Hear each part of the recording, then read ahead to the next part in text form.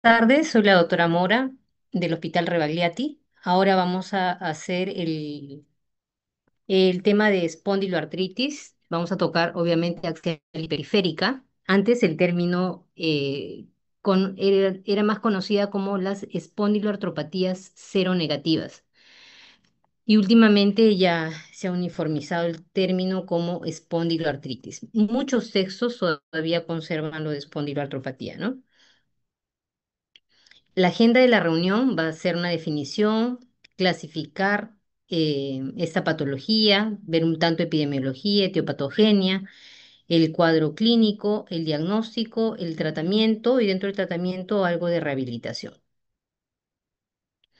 Entonces, las espondiloartritis es un grupo heterogéneo de enfermedades inflamatorias que están caracterizadas por oligoartritis espinal y de toda la parte de la columna vertebral, ¿no? Cérvico, dorso, lumbar y la parte axial también de las sacroiliacas y de las articulaciones periféricas, ¿no?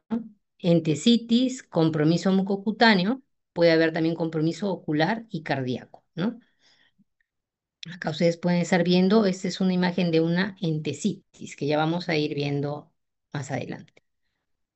Este es un caso de un paciente típico, un paciente de 26 años, sin antecedentes de importancia, pero que acude porque tiene una historia de dolor lumbar crónico, no irradiado, que se incrementa con el reposo y se adicionó también un dolor glúteo alternante que se asociaba a rigidez matutina. Este paciente se automedica con AINES con mejoría parcial. Si nosotros hemos prestado atención al caso clínico, podríamos catalogarlo como un dolor lumbar inflamatorio. El dolor lumbar inflamatorio, yo creo que es la parte más importante que ustedes tienen que llevar de esta plática, se presenta en pacientes menores de 45 años. Va a tener un tiempo de duración mayor a 3 meses, inicio insidioso, rigidez matutina mayor de 30 minutos, que ya nos está hablando, ¿no? Está corroborando la parte inflamatoria. Va a mejorar con el ejercicio y empeora con el reposo. Y tiene una mejoría muy buena con los AINES. Algo también importante que puede despertar al paciente durante la segunda mitad de la noche. Entonces, como ven ustedes, todo esto lo vamos a sacar de la historia clínica. El saber diferenciar un dolor lumbar mecánico, que es una de las causas más frecuentes de la consulta de medicina general, a diferenciar las características del dolor inflamatorio, van a hacer eh, la diferencia en el diagnóstico precoz y en la derivación oportuna al especialista que va a tener impacto en la calidad de vida del paciente. Entonces, la clasificación clásica, anteriormente teníamos la espondilis anquilosante, la espondilitis psoriásica, la artritis reactiva, las espondilitis enteropáticas, las de inicio juvenil y las indiferenciadas.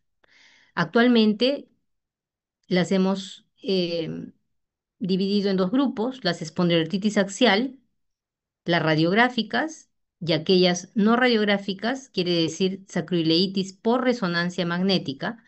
Radiográfica ya me estoy refiriendo cuando ya tenemos sacroileitis en placa de rayos X, otras imágenes compatibles.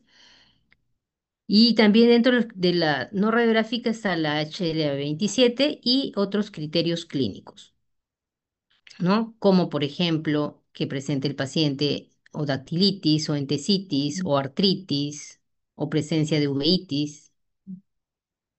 De las espondilitis periféricas, generalmente pueden ser acompañadas por cuadros de piel, compromiso por psoriasis, pueden estar acompañadas con cuadros de enfermedad inflamatoria intestinal, con infecciones precedentes, ¿no?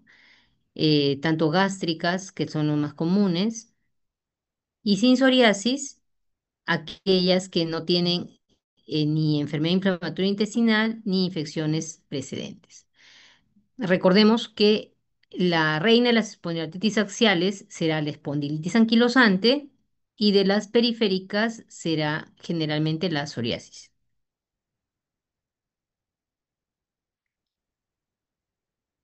Vamos a revisar entonces la epidemiología de la espondilitis anquilosante. Es más frecuente en sexo masculino, con una predominancia de 2-1. Generalmente se presenta en menos de 45 años. Su incidencia va a variar de acuerdo al tipo de población, ¿no? 7,3 por cada 100.000 pacientes por año. Su prevalencia también es mayor, más prevalente, por ejemplo, en Estados Unidos que en Países Bajos y está asociada, según su asociación con HLA, más del 90% de pacientes blancos tienen HLA-B27 positivo y menos del 1% en africanos y asiáticos, ¿no?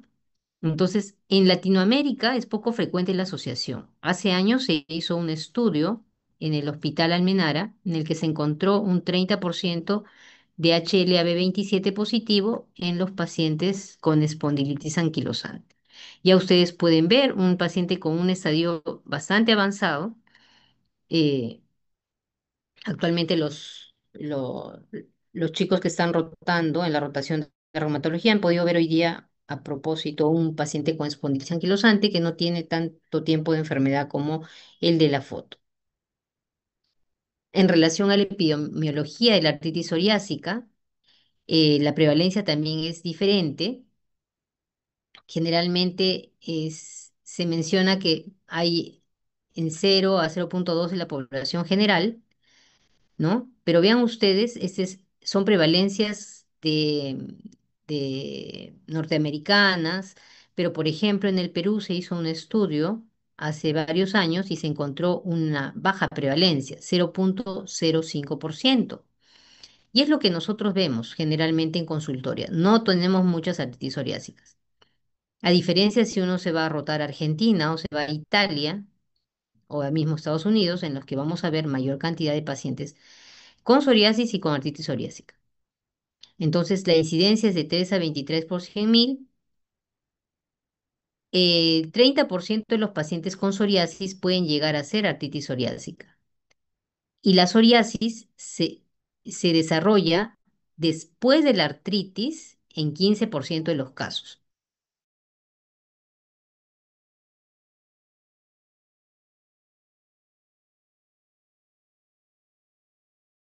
Tengan en cuenta eso. Puede haber artritis en un paciente que ya tiene psoriasis, el tiempo hace psoriasis.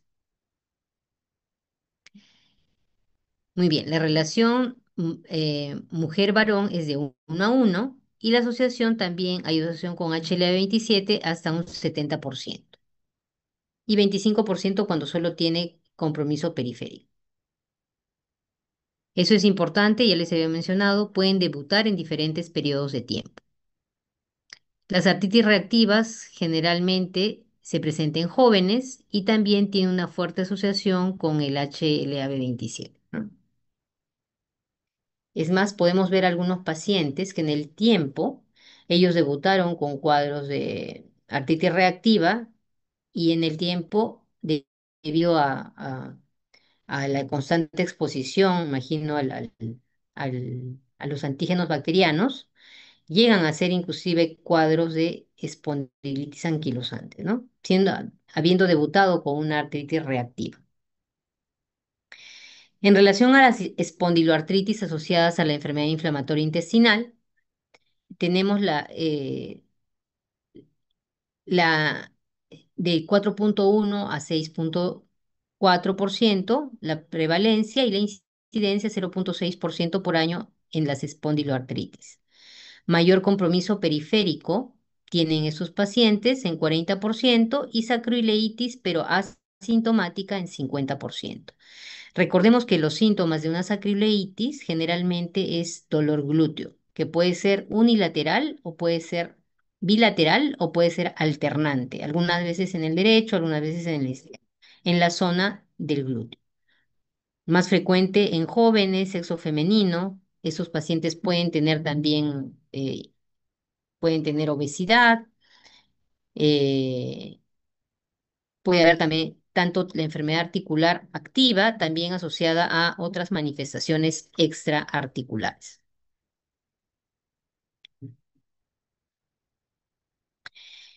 Y la etiopatogenia es bastante similar entre esas espondiloartritis.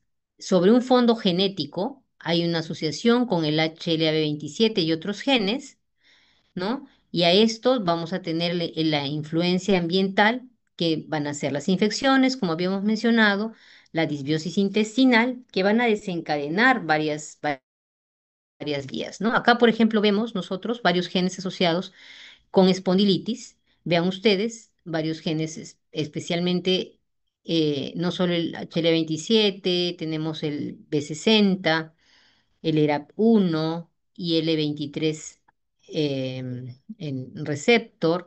Tenemos los más conocidos, aquellos, los STAT3 también, otros genes asociados con espondilitis con varias vías de alteración, tanto en los metabolismos de algunos liposacáridos que se han ido viendo en el caso de la espondilitis, ¿no? Adicionalmente, por ejemplo, otros genes asociados con psoriasis y artritis psoriásica es el LHLA-C, LHLA-B, otros alelos, ¿sí? El IL-23, el receptor, el IL-12 también, ¿no? A diferencia, también puede haber HLA-B27, como habíamos visto, puede haber. Entonces, el HLA-27 es un alelo del HLA-B del complejo de mayor distocompatibilidad de clase 1, que está en el cromosoma 6, ¿no? Y está presente normalmente en menos del 10% de la población general. Este HLB27 tiene varias familias de alelos, ¿no? Los más comunes son el 5, el 04, el 02, el 07. También existen otros genes que no son HLA. Entonces tenemos 1 al 5% HL27 sin antecedentes familiares y el 20% con antecedentes familiares. O sea, definitivamente la parte genética es muy importante. Vean el complejo del HLA-B27.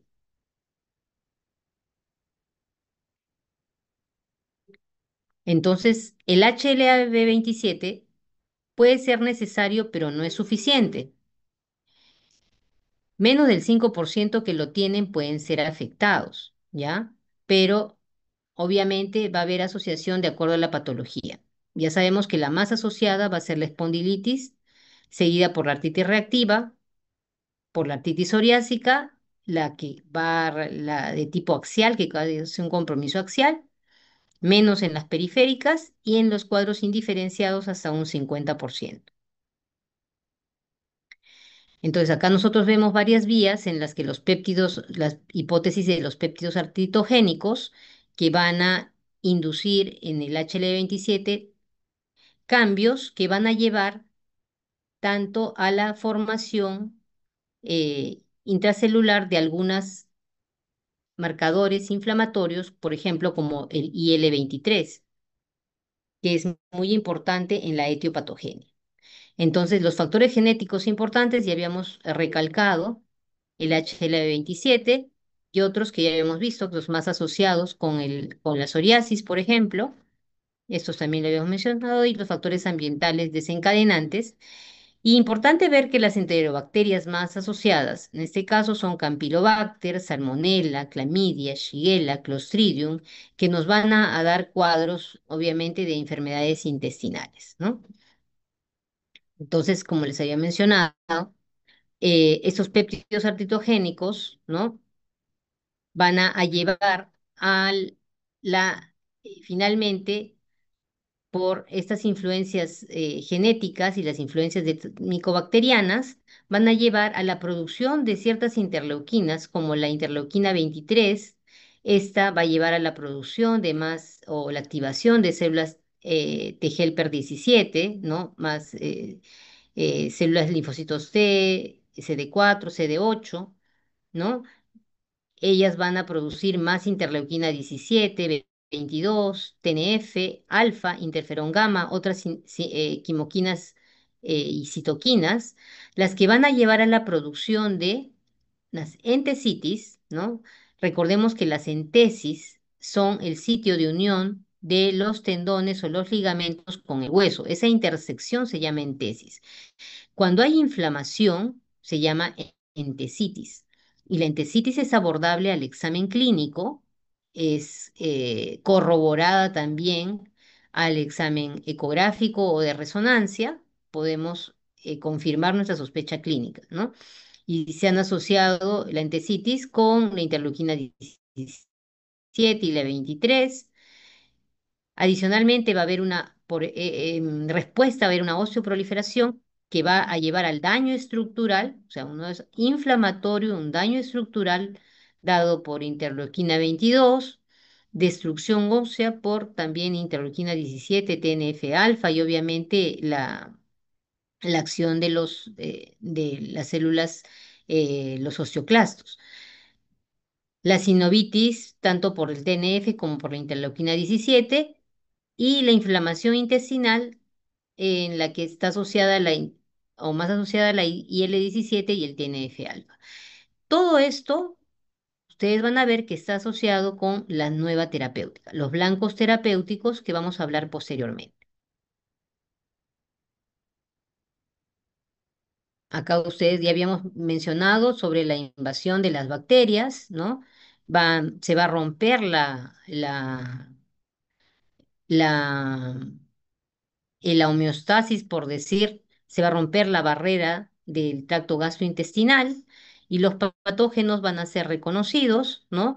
Llevando, son, eh, sí, ya, van a ser reconocidos y van a hacer, van a llevar a producción las citoquinas las que son, que ya les habíamos mencionado, ¿no? O sea, hay una participación de la inmunidad innata. También de la inmunidad adaptativa, porque hay activación de las células dendríticas, de los linfocitos B y T, también recordemos que todo esto, al activar las células dendríticas, también se va a llevar a activar las células B, la producción de las células plasmáticas, y nos va a llevar a producción, en este caso, del TH1, el TH17, llevando a la producción de interferón gamma, interleuquina 17, ¿no? Entonces, ya había mencionado que la entesitis va a ser seguida de una osificación del fibrocartílago, ¿no? Y esto es por un desbalance entre el osteoblasto, que es el responsable de la formación de hueso nuevo, estimulado por el BMPS, el PDGF y los osteoclastos, que son los responsables de la reabsorción ósea, ¿no? Y la inflamación mediada por el TNF. Entonces, estamos viendo, eso es lo que les había mencionado, ese es la entesis, ¿no? Es la entesis, ya, es la intersección de la inserción, la zona de intersección de la inserción del tendón o ligamento es la entesis. Si hay inflamación, ¿no? Que va a ser tanto por estas interleuquinas que les había mencionado, ¿no? Se llamará entesitis. Y ya posteriormente, cuando tenemos la participación de otras interleuquinas que había mencionado, va a haber osteoproliferación que se van a llevar, se van a radiográficamente les llamamos sindesmofitos, que van a llevar inclusive a la función del hueso, ¿no? Que esto se llamaría radiográficamente caña de bambú, ¿sí? Y que va a llevar a la anquilosis, ¿no? A la anquilosis de la columna, lo cual se va a ver clínicamente como vamos a ver, ¿no? Ya habíamos hablado de la inmunogenética, que está asociada también con enfermedad de Crohn y las citoquinas proinflamatorias que estamos viendo. Vean ustedes que se ha visto también que, bueno, acá son nuevas vías solamente para o sea, los queratinocitos en la artritis psoriásica, que ya les vamos a ver más adelante. ¿Cuál sería el cuadro clínico importante, no?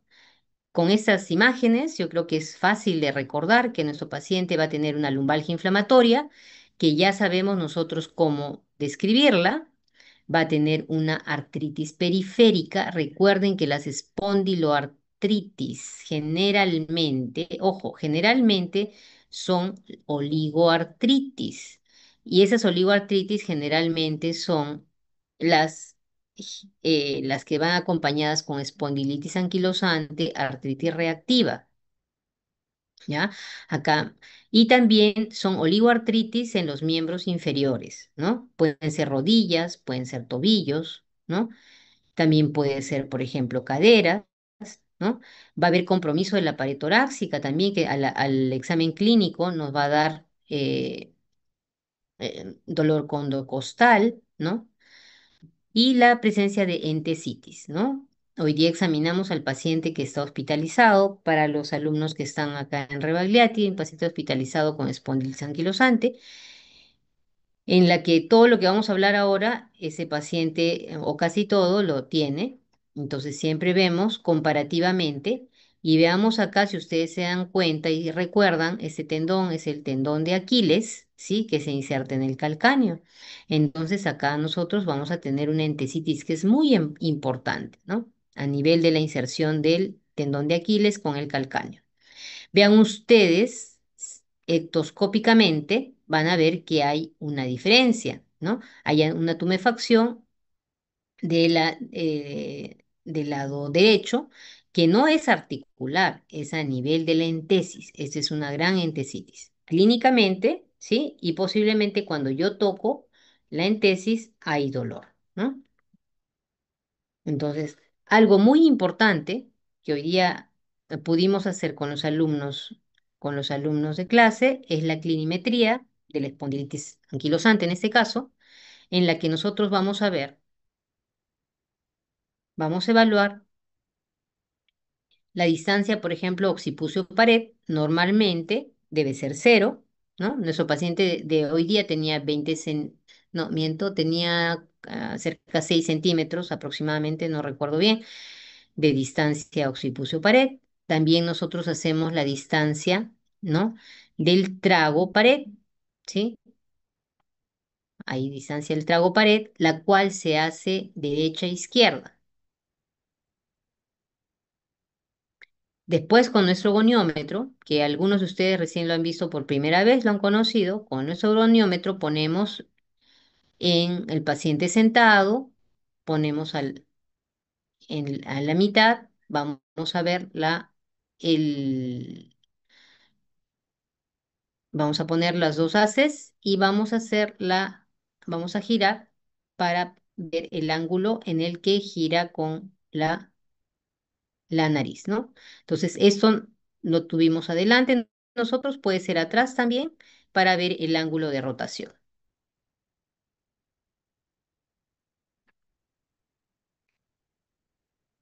El test de Schober, el test de Schober, hay dos maneras de realizar. El test de Schober, nosotros vamos a marcar, ¿no? La medida. Recordemos que la altura de la cresta de la espina ilíaca anterior superior corresponde a la lumbar 4, más o menos a esta altura. Nosotros nos vamos a bajar a nivel de estos orificios, que es la intersección de L5-S1, y de ahí nosotros vamos a medir 10 centímetros para arriba, ¿sí? Ese es el shover corto, y vamos a hacer que el paciente flexione, ¿no? Haga una flexión anterior de la columna sin doblar las rodillas. Lo normal es que la diferencia que ese paciente, la segunda medida, acá tenemos, digamos, sus 10 y cuando el paciente flexiona deberíamos tener 15, ¿no? O sea, lo normal es que tenga 5 o más, ¿no? Nuestro paciente el día de hoy creo que tenía creo que 1,5 centímetros de shover, ¿no?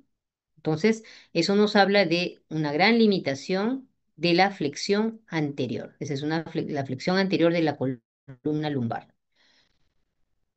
En el shover modificado, además, vamos a hacer una medida de 10 para arriba y de 5 para abajo. Y hacemos igual la excursión y vemos cuánto es la diferencia. También hemos hecho la medida de la expansión torácica, ¿no? Paciente en inspiración profunda, vamos a hacer la medida, cuánto discurre, ¿no? Y lo normal también es que sean 5 centímetros. Nuestro paciente creo que tenía también 1 centímetro. Por ahí es de los chicos. También hacemos la medida de la flexión lateral lumbar. Tenemos paciente en posición de firmes y vamos a medir la distancia desde el tercer dedo hasta el piso y ambos derecho e izquierdo, ¿no? Entonces ahí después vamos a hacer la flexión lateral y vamos a ver la diferencia ellas mismas. Todo lo que estamos haciendo se incluye en la evaluación clinimétrica que se llama BASMI, BASMI. Ok, esa es la clinimetría de la espondiloartritis con compromiso axial. Muy bien, entonces también, aparte del compromiso articular, en este caso hemos visto axial, esos pacientes pueden tener compromiso extraarticular. En los ojos, lo más importante, la uveitis anterior, conjuntivitis, por ejemplo, si es un paciente que está con cuadro reactivo, eso puede ser hasta un 35%. Ojo que este cuadro es muy severo y puede llegar, ¿no? El cuadro clínico se va a presentar un paciente con un síndrome de ojo rojo, doloroso, acordémonos, ojo rojo, doloroso, con disminución de agudeza visual, eso es una uveitis hasta que no se demuestre lo contrario. Y esto puede llevar al paciente a la ceguera, entonces tenemos que actuar rápido, ¿no? Cardiovascular, puede haber aortitis ascendente, insuficiencia valvular aórtica, trastornos de conducción, cardiomegalia, pericarditis, infarto del miocardio. A nivel pulmonar puede haber fibrosis. Recordémonos que la fibrosis en las enfermedades difusas del tejido conectivo generalmente son vivasales, pero en las espondiloartritis o en la espondilis anquilosante describen fibrosis en los ápices, apical. Mucho ojo porque tenemos que siempre estar atentos en estos pacientes a hacer el descarte de tuberculosis. Recordemos que muchos de los cuadros de tuberculosis también van a comprometer los ápices, ¿no? Puede haber engrosamiento pleural y de paredes bronquiales, gastrointestinal, obviamente una enfermedad inflamatoria intestinal, puede haber a nivel renal, nefropatía por IgA, puede haber raramente amiloidosis, puede haber mucho más raro glomerulonefritis y a nivel del sistema nervioso, fracturas vertebrales, subluxaciones o inclusive en cuadros muy severos y avanzados, síndromes de Caudequina. Entonces, muy importante este, enfatizar en el diagnóstico. El diagnóstico va a depender del cuadro clínico que presenta y ahí nosotros ya estamos planteando que tiene, por ejemplo, una espondiloartritis o una espondilitis anquilosante, vamos a llevar a el plan de trabajo, serán nuestras imágenes y el laboratorio que pidamos que nos va a llegar a clasificar al paciente. En este caso, en imágenes, ¿no? Vamos a pedir, por ejemplo, una radiografía de sacroiliacas, en la que generalmente es compromiso bilateral simétrico y progresivo. Acá tenemos los grados radiográficos de sacroileitis, que van del 0 al 4, siendo 0 normal, 4 cuando hay una severa anormalidad o una anquilosis total, ¿no? En el grado 3 siempre van a haber las erosiones, ¿no? Puede haber anquilosis parcial. Y en el grado 2 en el grado 1 hay solo sospecha y cambios mínimos, ¿no? Y acá hay áreas con erosiones o esclerosis, pero sin alteración del espacio articular. Entonces, estos son la radiografía de, de los grados este es un primer grado, ¿no? Acá hay un segundo grado, acá el tercer grado, en la que ya hay en algunas zonas parcialmente hay la anquilosis, y el cuarto grado es en la que ya no vemos prácticamente la articulación, está anquilosada, ya no se ve, no podemos discriminar la articulación. Y veamos también algo de paso, que veamos esclerosis subcondral, ¿sí? A nivel del acetábulo, con una disminución del espacio articular. Entonces, este paciente además también probablemente ha tenido no solo compromisos sacroiliacas, sino dolor a nivel inguinal, que es por el compromiso de la cadera. Este paciente, además de la sacroileitis grado 3 que tiene también una osteoartritis de caderas bilateral, ¿ya? Recordemos oligoartritis, ¿sí? Entonces acá vemos bastante bien las acroiliacas. Acá vemos en lo que les había mencionado. Vean ustedes estas imágenes en la que hay prácticamente acá hay esta imagen que ustedes ven de esta vértebra, esa se llama sindesmofito, ¿sí? Es bastante patognomónico, ¿sí? Y esa es la imagen de caña de bambú, ¿no? La caña de bambú es la presencia de múltiples sindesmofitos que se ve, casi ya no se ve, esperemos que ya no se vea, porque son pacientes con espondilitis de larga data sin tratamiento. El paciente del día de hoy, por ejemplo, y algo importante que no les había mencionado, que hay un gran retraso al diagnóstico de estos pacientes, debido a que como los pacientes presentan lumbalgia desde jóvenes, 25 años, 30, 40 años, pero son pacientes que se automedican y mejoran con los antiinflamatorios. Entonces el diagnóstico es a veces tardío. El paciente del caso de hoy tenía un diagnóstico tardío de cerca a 8 años, si no me equivoco, ¿no? Con la lumbalgia. Para eso actualmente nosotros contamos con la resonancia magnética. Con la resonancia magnética lo que nosotros vamos a buscar, esta es una resonancia magnética de sacroiliacas, con lo que nosotros vamos a buscar es ver el edema óseo. El edema óseo es un signo importante que nos va a denotar, el edema óseo nos va a ayudar para clasificar tempranamente a estos pacientes. Las secuencias que nosotros usamos son las secuencias de STIR, que es la de supresión de grasa, y las secuencias de T1. Entonces acá ustedes ven estas imágenes que están justamente en las esquinas de las vértebras lumbares, ¿no? En las que podemos ver ese compromiso de la espondilitis, ¿no? O sea, cuando nosotros pedimos, se pide como protocolo de espondiloartritis para, que son las secuencias STIR y la de T1, para evaluar el edema. Todo eso es producido por el edema óseo. También la resonancia, igual que la ecografía, nos va a ayudar a la evaluación también de las entesis, ¿no? Acá nosotros también vamos a ver eso. Este es, para que se ubiquen, este es una resonancia de un tobillo que está lateral, y acá estamos viendo la entesis a nivel del calcáneo, del Aquiles en su inserción con el calcáneo.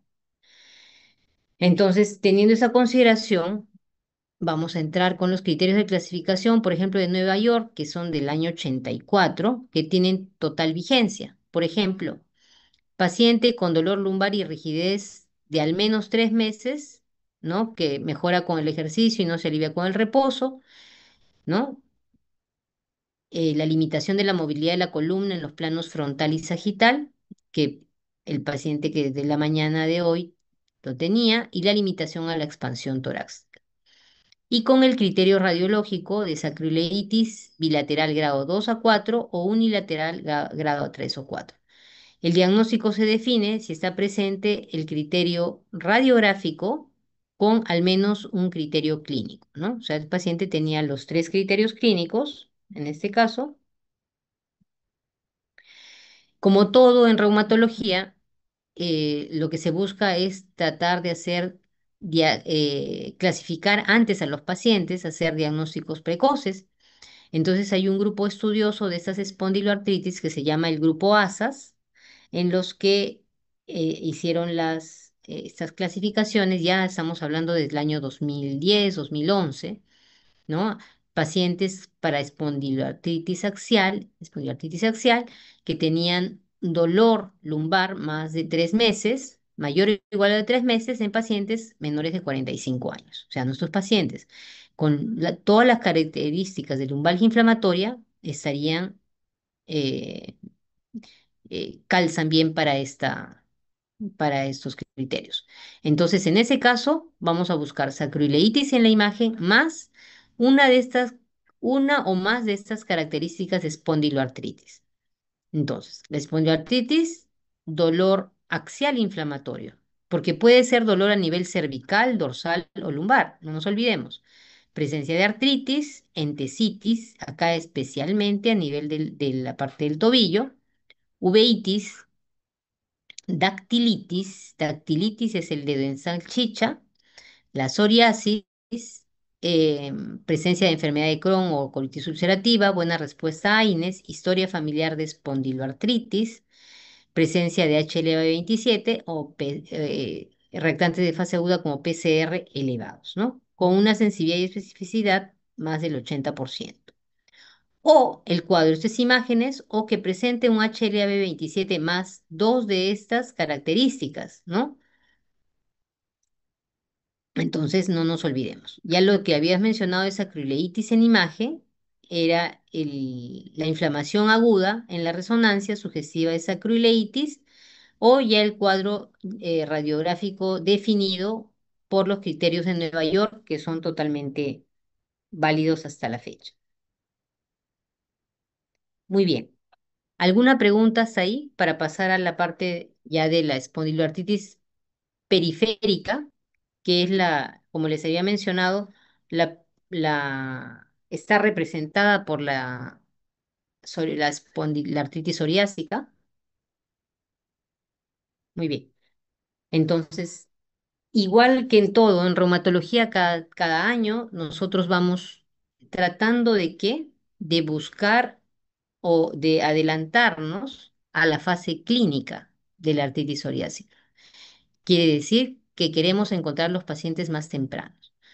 Entonces, vamos a ver en eso los pacientes con psoriasis que tienen alto riesgo de hacer ya clínica de artritis psoriásica. Los pacientes con alto riesgo son aquellos pacientes que tienen pacientes solo con psoriasis, con alto riesgo de hacer artritis psoriásica, aquellos que tienen un compromiso de piel severo, compromiso de uñas, aquellos que sean obesos, que tengan historia familiar de psoriasis, ¿no? Entonces tendrán alto riesgo de artritis psoriásica. Tenemos que hacerle a estos pacientes a pesar de que no tengan dolor, pesquisas. Por ejemplo, puede haber, como les había mencionado, sinovitis subclínica, que la podemos encontrar con ecografía fácilmente o con resonancia. Podemos encontrar también entesitis subclínica. Muchos de estos pacientes, tanto de las espondiloartritis en general, a veces son diagnosticados por muchos años como si fueran fibromialgia. O sea, fibromialgia quiere decir que al paciente no le dan mucho fibromialgia, porque tiene un dolor así un tanto difuso a veces por la presencia de las entesitis. Pero ese paciente, si a veces se le mira de otra manera y se le enfoca bien. Recordemos que hay un problema con los pacientes obesos, por ejemplo, que los pacientes obesos muchas veces pueden tener PCR positivo. Entonces hay que tener otros apoyos, ¿no? Nosotros hacemos scores, por ejemplo, ecográficos para evaluar entesitis y score ecográficos para evaluar artritis, ¿no? En fase subclínica. Entonces, eh, aquellos pacientes por ejemplo, que tienen ya una psoriasis subclínica, son aquellos que ya tienen algo de artralgias y con la imagen hay evidencia ya de alguna inflamación en entesis o sinovial pero todavía sin una clínica de sinovitis. Acá estarían nuestras entesitis.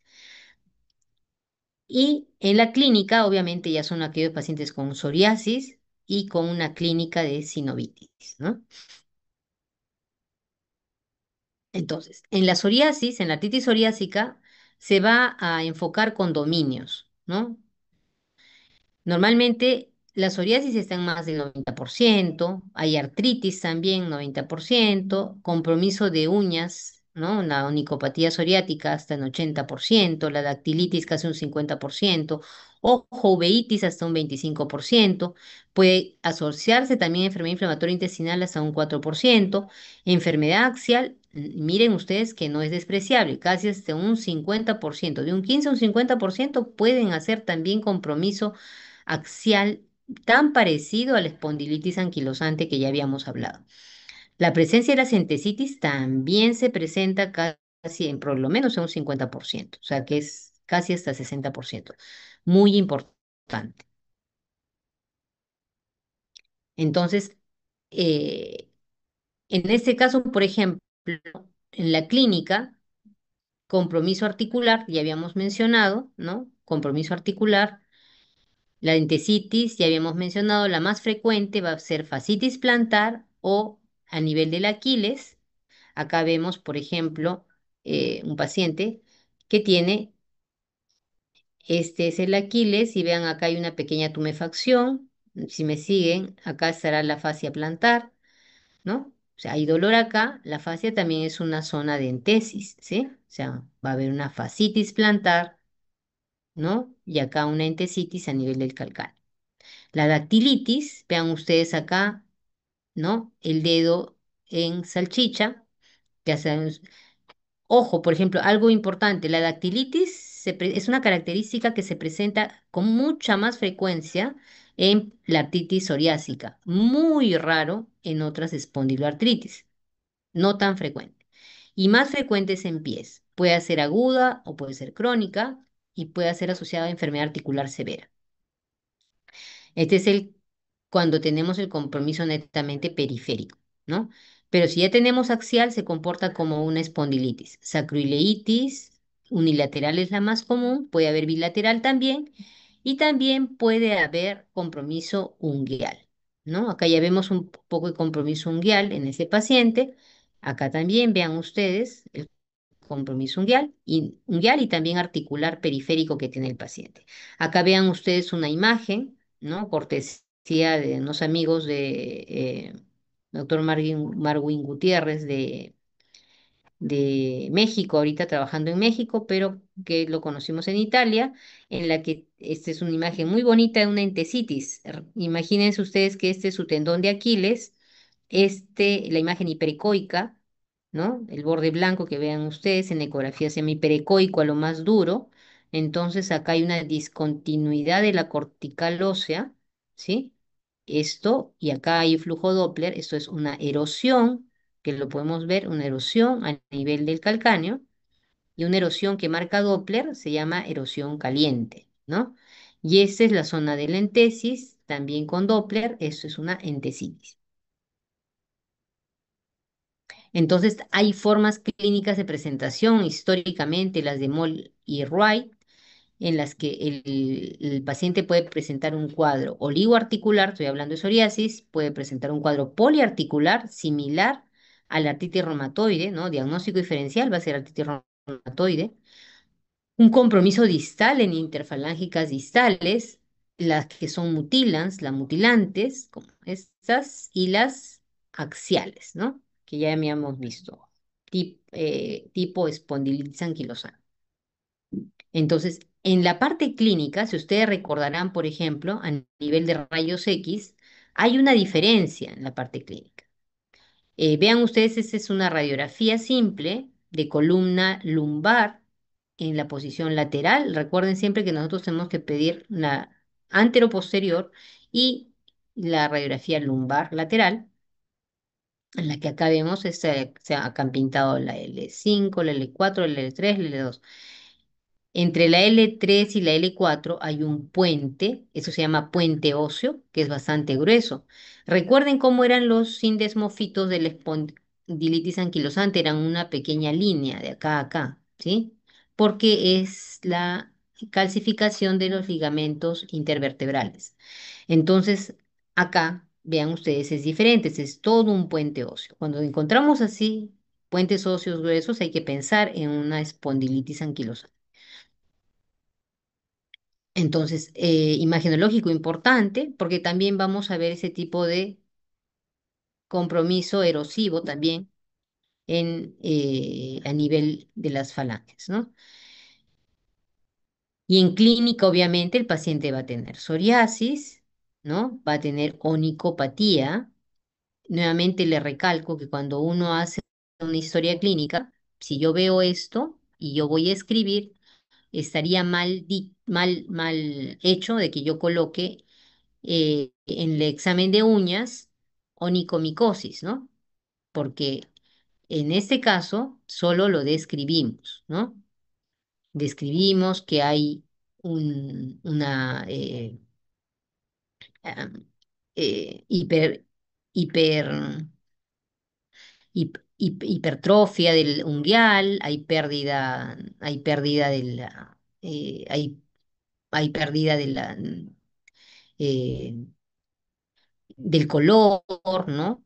Inclusive hay impresionara sí que hubiese una infección, pero cuando nosotros hacemos los cultivos, esto es negativo a el cuadro micótico, ¿no? Entonces solo describimos, ¿no? Muy bien. Y acá veamos este cuadro de la dactilitis. Vean ustedes, ven, este es el dedo en salchicha, ¿no? Obviamente es doloroso y si lo palpamos va a estar caliente, flogótico. Algo muy importante es que si bien nosotros nos hemos acostumbrado a ver psoriasis como las que habíamos visto, cuando yo tengo un paciente con una lumbalgia inflamatoria, por ejemplo, o que tiene entesitis, pero el paciente aparentemente no se da cuenta que tiene una lesión en la piel, por eso es que tenemos que examinar exhaustivamente porque ahí podemos encontrar psoriasis detrás de las orejas o en el cuero cabelludo, podemos encontrar psoriasis a nivel del ombligo, periumbilical, podemos encontrar a nivel del pliegue interglúteo, son zonas escondidas. Podemos encontrar también en las uñas, no solo esas uñas que les había mencionado, esa onicopatía, sino podemos encontrar este punteado que se llama el pitting en las uñas, ¿no? Entonces es muy importante esa valoración. Como todo en reumatología hay criterios, los criterios para la artritis psoriásica son los criterios de Caspar. Estos criterios de clasificación entonces van a tener puntuación, va a puntuar, va a clasificar como artritis psoriásica mayor o igual a 3 puntos, en la que se va a ver si hay evidencia de psoriasis, ya sea actual, ya sea historia personal o familiar de psoriasis, tanto de primero o segundo grado. La distrofia de la uña psoriática, el examen físico, el factor reumatoide negativo, la presencia de dactilitis, ¿no? Tanto tumefacción de todo el dedo que sea reciente o historia de dactilitis por el reumatólogo, ¿ya? Evidencia radiológica de nueva formación ósea, ¿sí? Osificación cerca de los márgenes articulares en radiografías de manos o de pies, ¿no? Entonces, con una buena sensibilidad y especificidad. Entonces, acá vemos, por ejemplo, la resorción de las articulaciones distales. Acá ya tenemos anquilosis, acá tenemos erosiones, ¿no? Ojo, factor reumatoide negativo. Y acá veamos erosiones más marcadas, ¿no? Veamos acá también este paciente con psoriasis también puede tener sacroileitis, ¿no? Puede tener artritis o en este caso osteoartritis, hay acá a nivel de las caderas, ambas caderas. O sea, se puede comportar tal cual una espondilitis anquilosante. Para ello, ya les había mencionado, en la psoriasis hay 5 dominios en imágenes, tanto en ultrasonido como en resonancia, que se pueden ver bien. Artritis, Por ejemplo, acá tenemos una articulación y esto es el flujo, el que marca es la sinovitis. Podemos evaluar tenosinovitis, es el tendón rodeado por el fluido sinovial y que cuando pongo Doppler hay Doppler tanto en el tendón como en la tenosinovia, que es tenosinovitis. Puede haber entesitis, este es la entesis, este es el calcáneo, este es el tendón de Aquiles, esta es la zona de la entesis y con Doppler vamos a ver la entesitis. En la uña también se puede hacer ecografía en la uña y se puede ver alteraciones. Vean ustedes, acá está al revés, desde la uña, lo que está abajo, en las estructuras de la uña, inclusive con flujo de Doppler, ¿no? Y también puede haber alteraciones en la piel. Esta es la imagen de la piel que esa es piel y esa que está para abajo es uña. En la piel estamos viendo un paciente con psoriasis, en la piel vamos a tener también captación de Doppler porque hay un cuadro inflamatorio. En resonancia también podemos evaluar si son cuadros de cronicidad, porque hay algunas lesiones que ya no son edema, sino son lesiones de grasa, metaplasia grasa o también zonas de anquilosis, que vean ustedes acá en resonancia una anquilosis, también no se ve el espacio articular, ¿no? Entonces, en psoriasis, ¿tenemos alguna pregunta?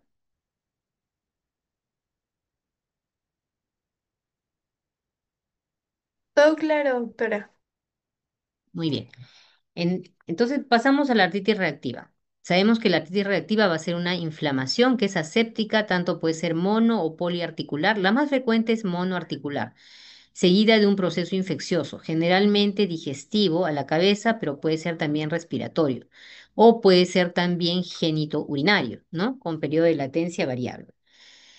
Va a haber bacterias intracelulares, ya sea enteropatógenos o uropatógenos, como les había mencionado, virus e inclusive parásitos asociados, ¿no? Y la clínica va a ser artritis, eh, puede ser artritis simétrica, progresiva, predominantemente también en miembros inferiores y también puede presentar entesitis y eudactilitis.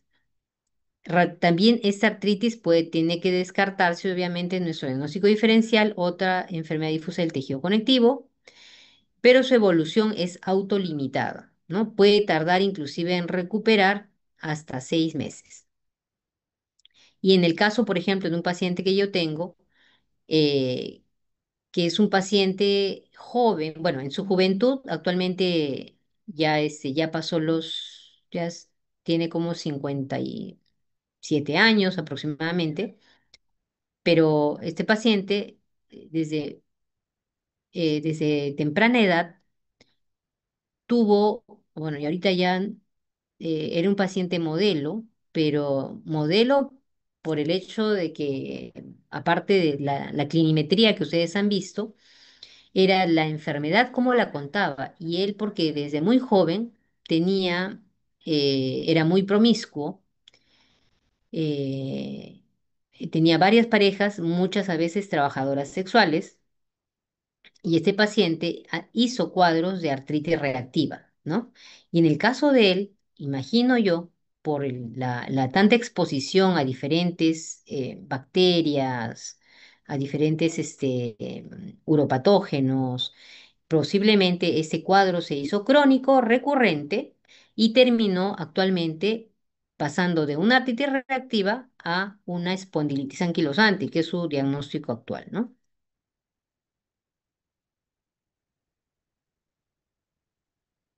Ahora, también tenemos pacientes que hacen espondiloartritis asociadas a enfermedades inflamatorias intestinales, como son la del Crohn y la colitis ulcerativa. En nuestro medio vemos casi nada de Crohn y más colitis ulcerativa. Entonces, obviamente, esos pacientes pueden hacer manifestaciones como el eritema nodoso, también uveitis, escleritis, ¿no? Y los tipos de compromiso de las espondiloartritis asociada puede ser oligoarticular, de articulaciones medianas o grandes en miembros inferiores, puede iniciar agudamente, autolimitado y sin daño articular, ¿no? Y generalmente es asimétrico. Esa es la más frecuente, la del tipo 1. La del tipo 2 es poliarticular simétrico con compromiso de miembros superiores, ¿no? Se comporta, diagnóstico diferencial será una artritis reumatoide, ¿no? Porque es poliarticular, es simétrico, afecta a miembros superiores, ¿sí? Pero como este es un cuadro, si es persistente, va a dar un daño articular. Entonces, si es axial, sacroileitis hasta un 50%, puede ser a veces subclínica y puede llegar a anquilosis hasta en un 10%. Entonces, es importante que también en en estos pacientes con enfermedad inflamatoria intestinal hagamos una pesquisa temprana de una espondiloartritis subclínica. Entonces, este es un cuadrito bien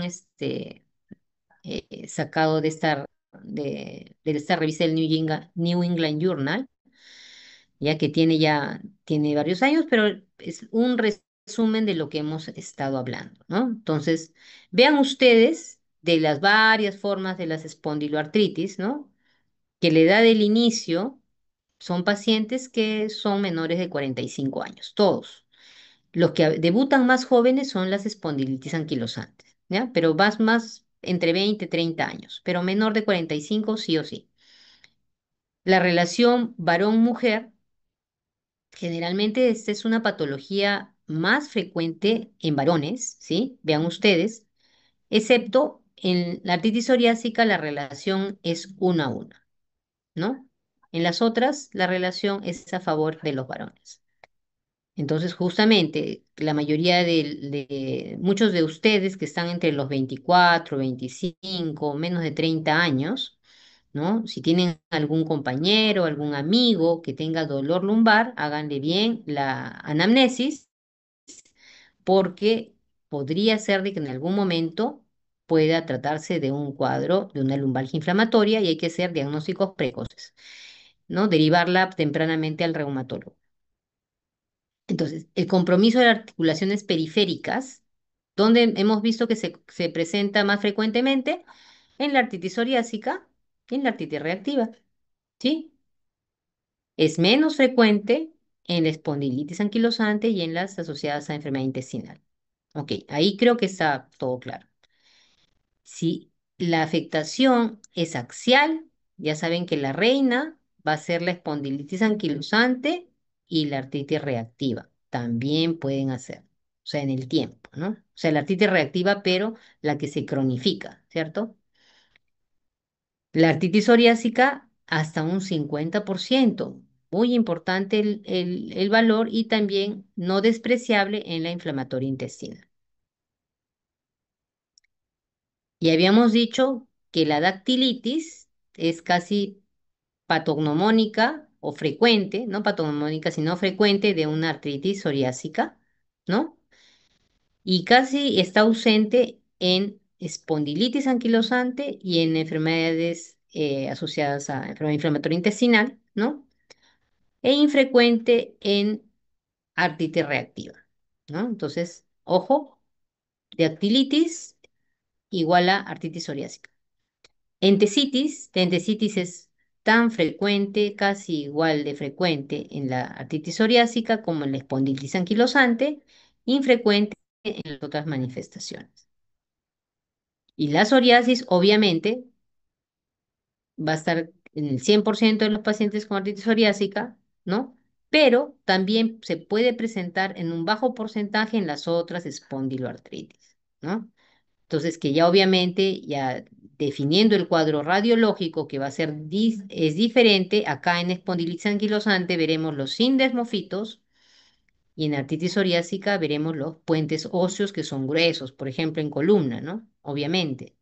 Y en artritis psoriásica vamos a ver compromiso en manos, que puede ser erosivo, en cambio, en la espondilitis las manos no, casi no las vemos afectadas, infrecuente.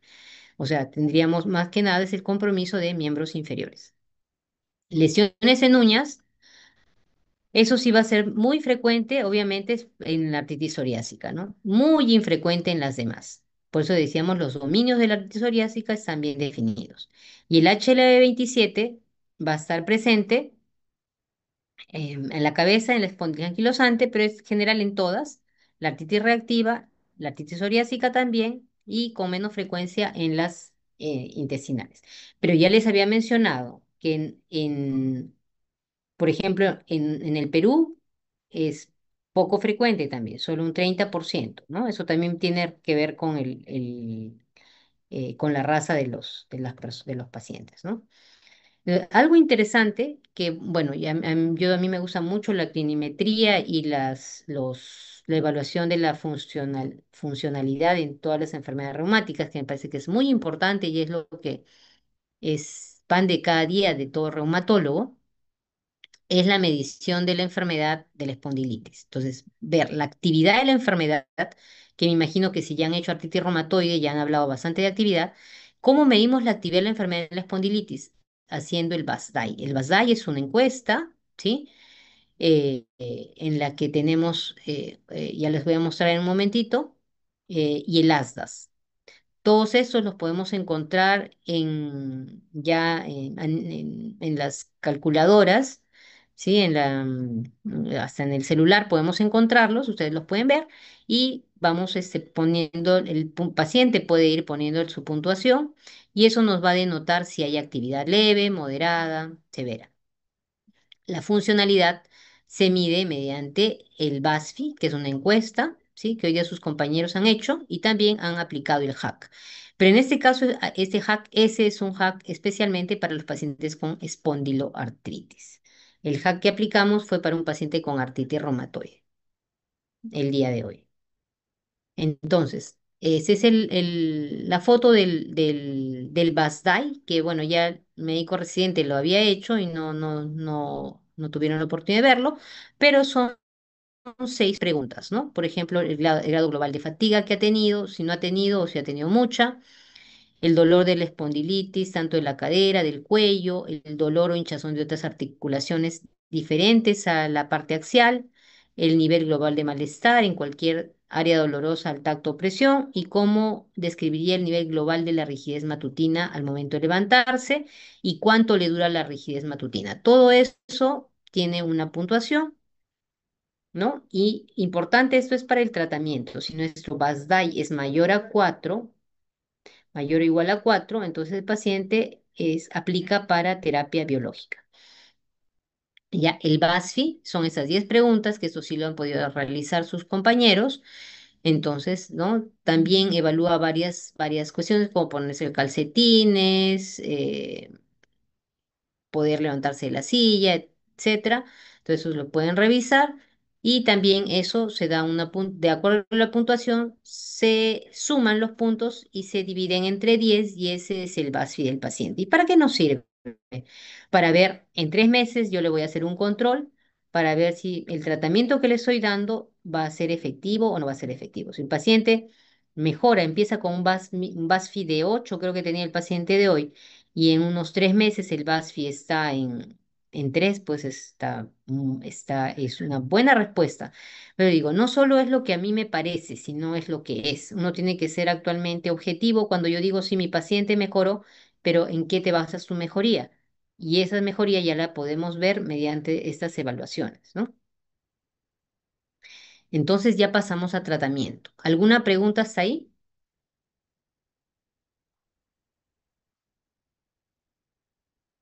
¿Están No, por ahí? todo claro. Ya, ok. Muy bien, entonces, ¿cuál es el objetivo de tratamiento en general, pero en espondilitis? Controlar los signos y síntomas de la actividad, de la enfermedad, del dolor, la rigidez, la fatiga. Todo eso debería mejorar. Mejorar la función, o sea, que el paciente movilice mejor su columna, actividad y participación, su productividad, quiere decir que el paciente regrese a trabajar, reducir o prevenir el daño estructural de articulaciones periféricas, axiales, en tesis y finalmente mejorar la calidad de vida del paciente, que es lo que es nuestro objetivo final. Nosotros vamos a buscar el beneficio del paciente. ¿Y cuál sería el algoritmo de esto? A todos los pacientes, educarlos. No hay mejor paciente. El paciente más educado en su enfermedad es el paciente que va a ir mejor. Paciente sin educación, indisciplinado, son pacientes que van a ir peor. Terapia física, rehabilitación, grupos de pacientes.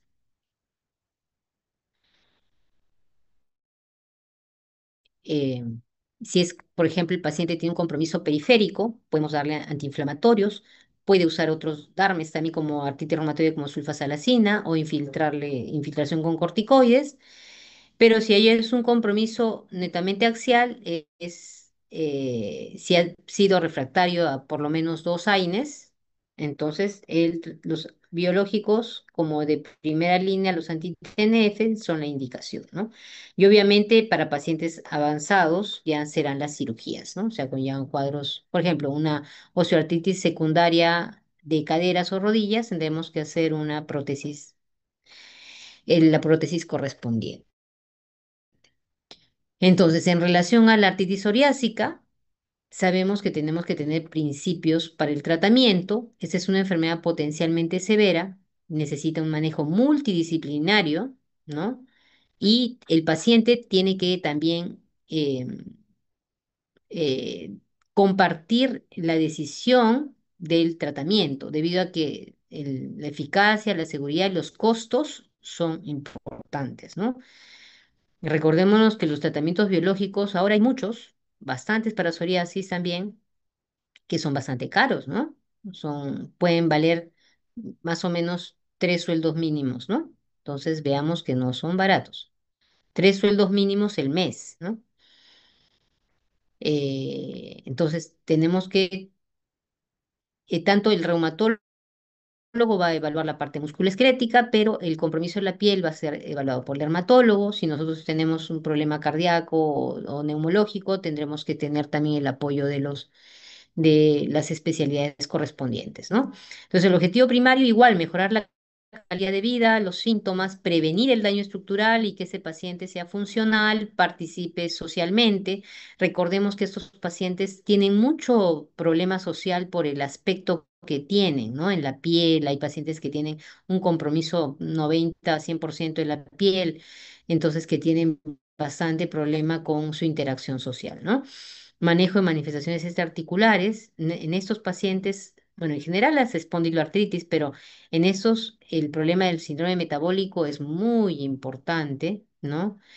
Eh, Muy importante, son pacientes a veces obesos, pacientes que hacen diabetes por automedicación con corticoides, hacen enfermedad cardiovascular y otras comorbilidades. Entonces tenemos que tener bastante cuidado en eso. Entonces, en psoriasis tratamos por dominios. Si es artritis periférica, dominio axial, entesitis, dactilitis, la piel o las uñas, ¿no? Entonces, todo eso va a tener un tratamiento. Entonces, los AINES se usan en todas estas enfermedades, excepto en las espondiloartritis, obviamente, asociada a enfermedad inflamatoria intestinal, porque ellos hacen hemorragias digestivas. Corticoides, se pueden usar las infiltraciones, se pueden infiltrar las articulaciones periféricas y ocasionalmente algunas entesitis. La que no recomendamos sí o sí es la entesis del calcáneo porque ese es un tendón que puede romperse fácilmente, ¿ya? Otras entesitis puede ser. Inmunosupresores ya habíamos visto, sulfa, salacina, metotrexato, leflunomida o ciclosporina. La ciclosporina, por ejemplo, estas podemos usar en espondilitis también. La ciclosporina se ha visto más que nada en artritis psoriásica, mejora la piel y la artritis también. Y también se pueden usar los inhibidores JAK, ¿no? Los inhibidores JAK, que son DARMES, ojo, los JAK no son biológicos, no son tratamiento biológico, sino son DARMES, pero de target, ¿no? Entonces, tenemos al tofacitinib, al baricitinib. Vean ustedes todos los blancos terapéuticos que tenemos, que ya habíamos mencionado. Habíamos hablado, de acuerdo, por ejemplo, la clínica, ¿no? El prurito, la tumefacción, ¿no? ¿Por qué qué células participan? Los basófilos, los mastocitos, las erosiones, obviamente, ¿no? Tanto los neutrófilos como también los osteoclastos, que van a producir la reabsorción ósea, nueva formación de hueso por los osteoblastos y la centesitis por las células T, CD8, ¿no? Y obviamente en los pacientes con psoriasis, los sinoviocitos y los queratinocitos que van a tener su función. Y acá están varias vías, ¿no? De los blancos terapéuticos que vamos a ir hablando, los que bloquean la IL-17, secukinumab, ixekizumab, ¿no? Los que bloquean la IL-12/23 va a ser el ustekinumab y los nuevos que son el guselkumab, tildrakizumab, risankizumab, ¿no? Y los que son los más usados, porque son de primera línea, los anti-TNF, que van a bloquear, eh, son el infliximab, adalimumab, golimumab, certolizumab, etanercept, ¿no? Y las moléculas pequeñas que van a inhibir el JAK, las cascadas, el tofacitinib, el upadacitinib y el filgotinib. Y el apremilast también es un medicamento que también se está usando. Entonces ya les habíamos mencionado, estos son la primera opción, estos biológicos se diferencian porque estos son quiméricos, ¿sí? ¿No? O sea, tienen porciones murinas, por eso que posiblemente acá está el infliximab, puede hacer algunas reacciones cutáneas, a veces de RAM medicamentosos. Acá estamos los anticuerpos totalmente humanizados, como son el adalimumab, el golimumab, ¿no? La aplicación generalmente es cada 2 meses, adalimumab cada 15 días, golimumab es una vez al mes, y el etanercept, que fue el primero que empezó, que es un anticuerpo monoclonal que está constituida por una fusión, una proteína de fusión, ¿no? Que es el que fue el primero en descubrirse, ¿no? Ahora, ojo, por ahí no sé si lo menciono, el etanercept es un medicamento que no se usa en caso de que el paciente tenga uveitis por cualquiera de las espondiloartritis. Cuando tenemos uveitis, infliximab y adalimumab. Muy bien. Cuando no tenemos buena respuesta, vamos a pasar a los otros biológicos, que son el anti-L17, que ya habíamos mencionado hace un rato, ante falla o contraindicación. Por ejemplo, si una contraindicación de los anti-TNF sería que haya una falla cardíaca, ¿no? Entonces, ante esa contraindicación podemos usar estos anti-interleuquina 17. Y esos son más usados cuando tenemos estos para la artritis psoriásica, ¿ya? Artritis psoriásica, eso también para psoriasis y artritis psoriásica, ya les habíamos mencionado. Y la respuesta es un estudio de ese medicamento que es nuevo, no hay en el Perú, el risankizumab, ¿no? En el que se ve una respuesta, eso es a nivel también mejora a nivel de las entesitis. Entonces, ustedes recuerden nada más, no es para confundirlos, pero hay varias guías para manejo de artritis, de espondiloartritis, ya sea en artritis psoriásica, se llaman las guías GRAPPA, el EULAR, que es el grupo europeo de reumatología, y el ACR, que es el grupo americano, ¿no? Entonces, cada uno tiene sus guías. Tenemos una guía también que es del grupo latinoamericano, ¿sí? Que también ya han sido publicadas el año pasado. Ujú. Entonces, cada dominio, eh, lo que queremos es que el paciente entre en remisión o bajo nivel de actividad. Eso es el objetivo de los tratamientos, ¿no? Entonces, hay varias medidas. Por ejemplo, ese es Minimal Disease Activity del grupo GRAPPA, o hay varias medidas, ¿sí? Hay recomendaciones del tratamiento para promover la escalación. Si, por ejemplo, fallan a los DMARDs y a los TNFs, se recomienda la primera línea de biológicos, que son, por ejemplo, en este caso, antifalla, ya tenemos otros biológicos que hemos mencionado, ¿no? Como la IL-17, otro tipo de blancos de acción, ¿no? Ok. Ahora se habla inclusive de terapia combinada entre biológicos, ¿no?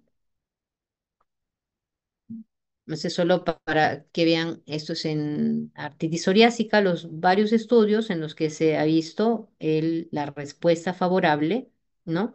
Esto es con las respuestas ACR20, que son respuestas de compromiso básicamente articular.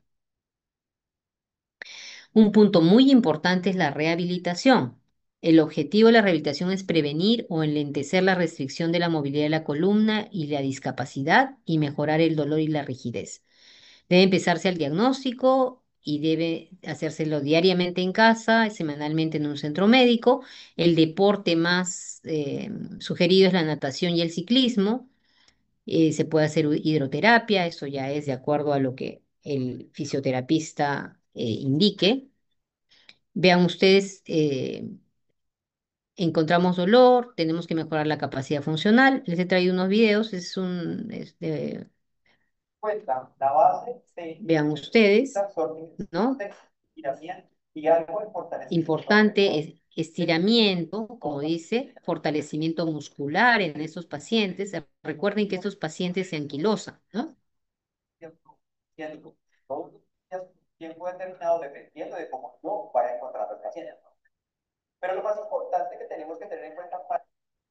¿Ok? Muy importante, o sea, lo que tenemos que tratar de mejorar con el paciente es la fatiga, es mejorar su capacidad aeróbica, es mejorar el dolor, mejorar el sueño, mejorar su depresión. Si es que este paciente tiene algún grave depresión, tendremos que necesitar a un médico de salud mental también, ¿no? Entonces, el ejercicio cardiovascular va a ayudar con todo eso. Entonces, muy importante. Ya les había mencionado qué ejercicios. Perdón, vamos a pasar. No, espera.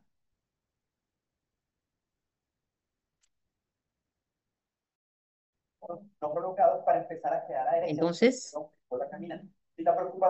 vean ustedes, entonces, importante controlar el peso, hacer ejercicios de estiramiento, ¿sí?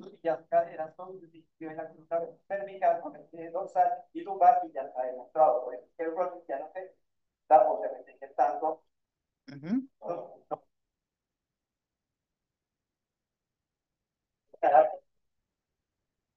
Ya. Ok, la natación que fuera era el otro, ¿no? La natación muy importante para esos pacientes. Entonces, esas son las conclusiones. Son este tipo de enfermedades que van a compartir características clínicas, radiográficas y genéticas. Los nuevos criterios de clasificación ASAS nos han dado estándares para clasificar las espondioartritis axiales y lo cual nos va a poder servir como base para un diagnóstico temprano de las espondiotitis axiales, ¿no? Y efectivizar el diagnóstico. O sea, si tenemos un diagnóstico temprano, será un tratamiento oportuno. Y la patogenia ya habíamos hablado, entonces el TNF y los otros blancos terapéuticos. Existe un número de índices específicos de la serie para evaluar estas enfermedades. Y acá les voy a comentar, el doctor Serna me pasó un artículo muy interesante que se los voy a compartir, en la que ya estamos actualmente hablando de inteligencia artificial también en este tipo de patologías, ¿no? Es un artículo que habla de actualmente la inteligencia artificial en artritis reumatoide, por ejemplo, y en espondiloartritis. Y en conclusión, por ejemplo, es, ya se están trabajando por inteligencia artificial varios, eh, eh, ¿cómo les puedo decir? Varios instrumentos, ¿no? En los que se van a conjugar varias cosas que nosotros usamos, o si ya se están conjugando, para poder llegar a lo mismo, un diagnóstico precoz, un mejor tratamiento, adicionalmente también en estos, que